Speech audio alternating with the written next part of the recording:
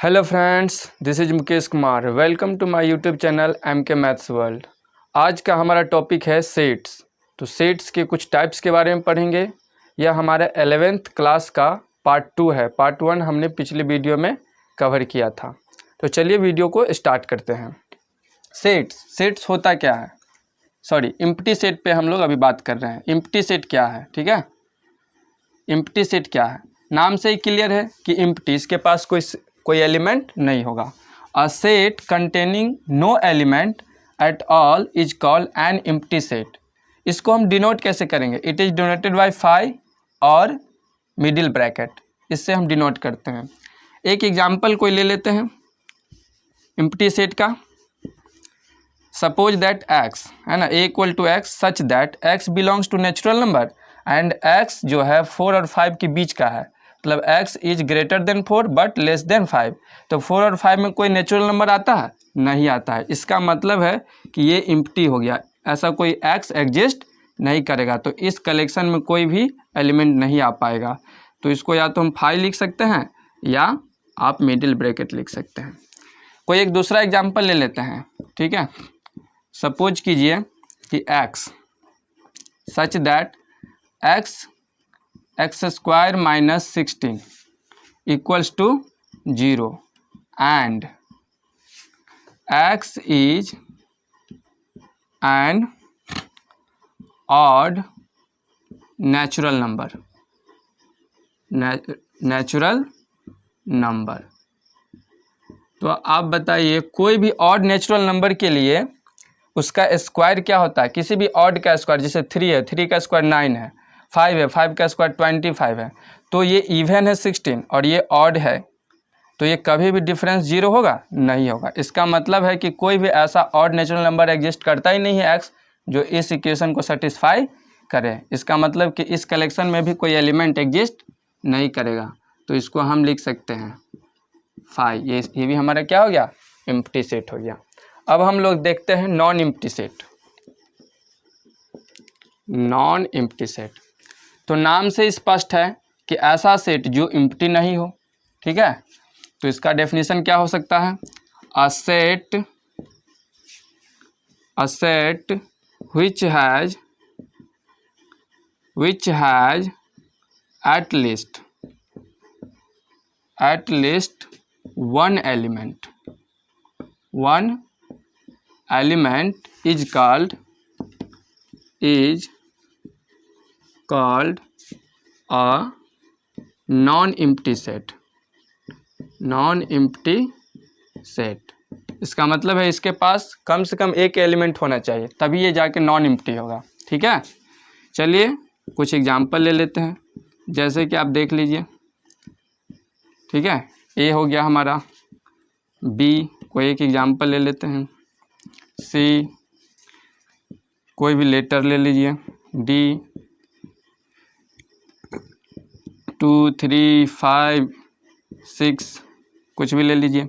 तो यहाँ पे आप देख रहे हैं ये सारा set A B C D, इसके पास कुछ न कुछ एलिमेंट है। इसमें एक एलिमेंट 0 है, इसमें एक एलिमेंट 1 है, इसमें एक एलिमेंट E है, इसमें 1 2 3 4 एलिमेंट है, 2 3 5 6।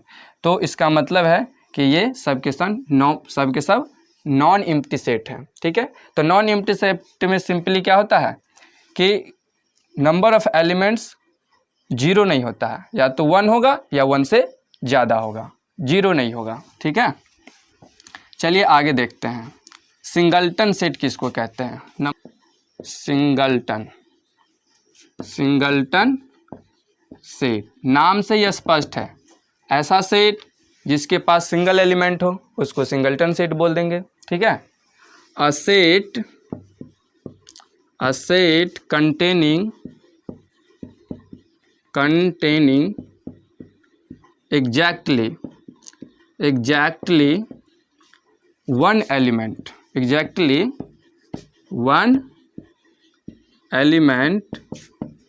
is called a singleton set।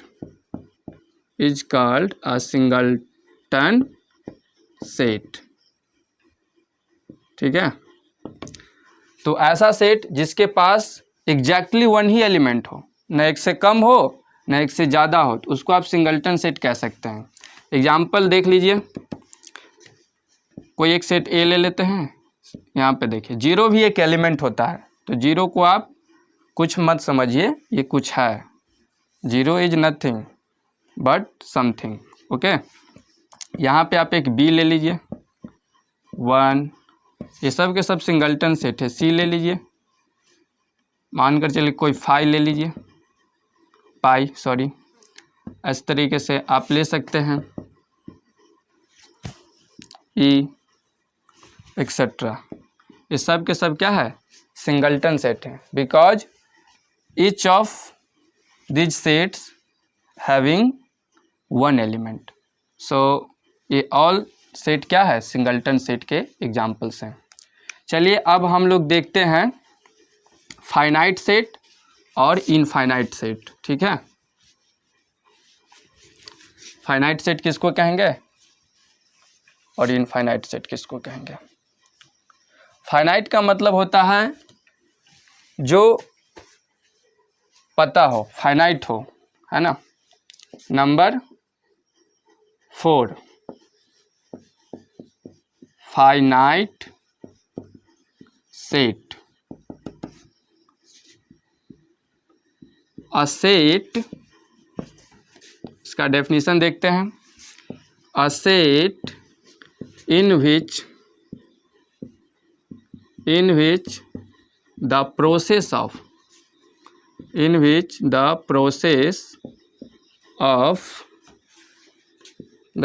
of counting the elements of the set surely comes to an end।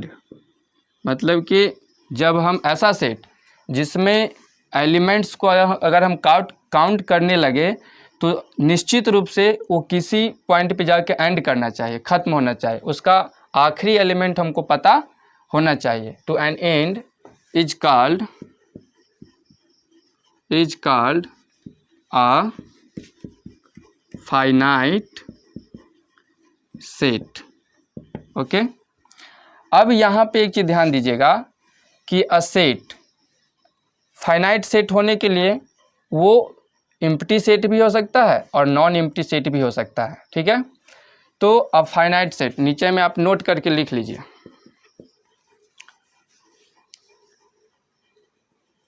A finite set may be an empty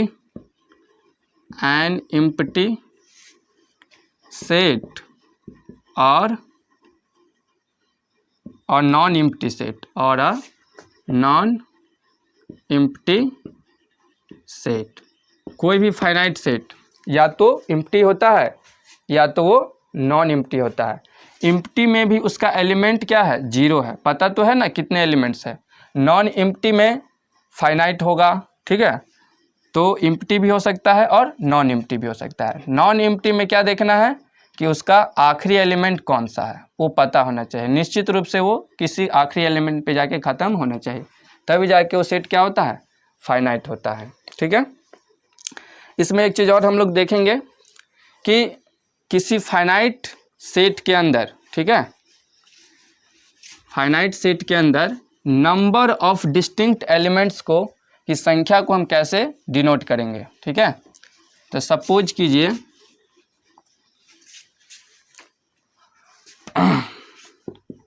आप लिख सकते हैं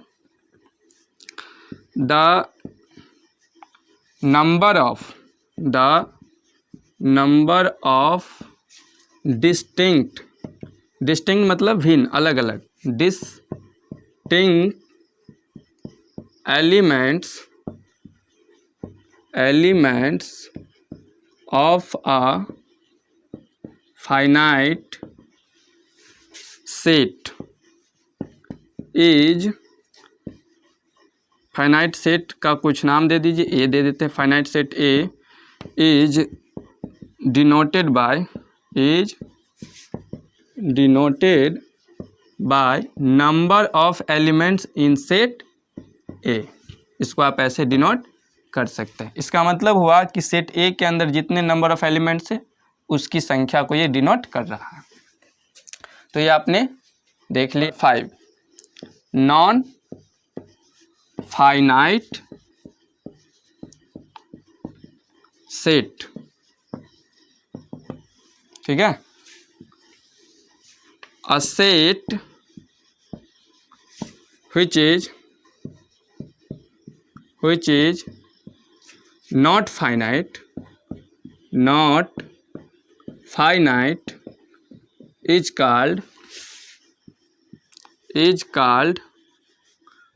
a non-finite set, a non-finite set। तो ऐसा set जो finite नहीं है उसको नॉन फाइनाइट कहेंगे। चलिए कि एक दो एग्जाम्पल देख लेते हैं। कोई एक सेट ले लीजिए आप, ठीक है।